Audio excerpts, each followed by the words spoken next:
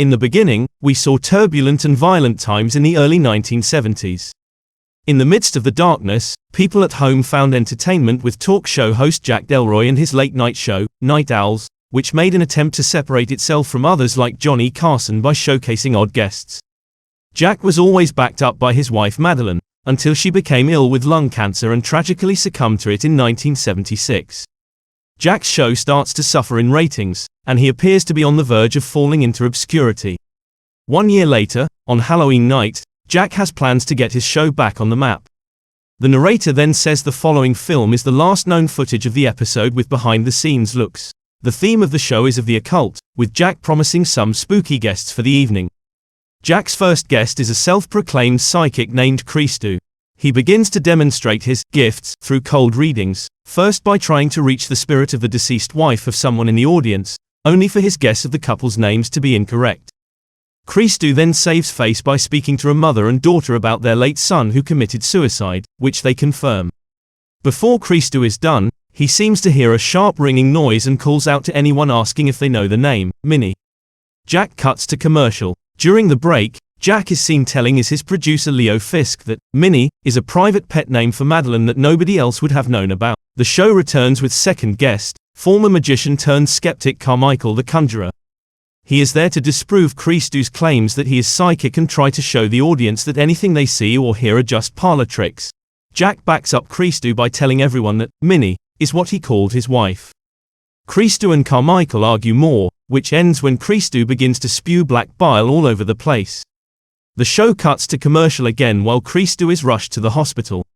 The crew reacts with horror over what they witnessed. The next guests are parapsychologist June Ross Mitchell and a 13-year-old girl named Lily who was the sole survivor of a satanic church's mass suicide. Lily claims that she has a friend named Mr. Wriggles that sometimes comes out. Carmichael is quick to assume they are phonies as well, so Jack opts for June to conduct a seance after the commercial break. Backstage, Jack is told that Christou has died at the hospital, and he tells Leo to not let anybody else know. The seance begins, with Mr. Wriggles taking over Lily's body, causing her face and skin to look demonic and for her voice to sound sinister. The demon taunts Jack and suggests that he and June had an affair, and also telling Jack they have met before, by the tall trees. The electricity starts to go out of control and Lily begins to float off the ground before June cuts off the connection and ends the seance. After the next break, Carmichael challenges Jack to prove that he can pull off tricks to fool the audience as well. He calls upon Jack's show partner Gus McConnell for the demonstration. Carmichael takes out a pocket watch and hypnotizes Gus. To the audience, it then appears as though Gus feels worms inside his body, and he begins to rip open his stomach to find them coming out of him, right before a large worm bursts through Gus's head. Carmichael then snaps his fingers, and Gus appears totally normal.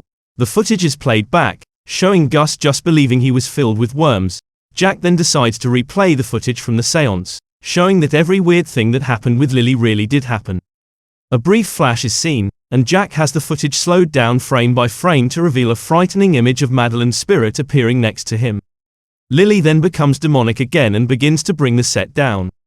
Gus has his head twisted 180 degrees, Carmichael is burnt to death, and June and Leo are also killed. The studio audience begins to run for their lives. Jack then finds himself experiencing horrifying visions of himself throughout past episodes of the show before finding himself confronted with evidence that he was involved in the satanic church that Lily was part of.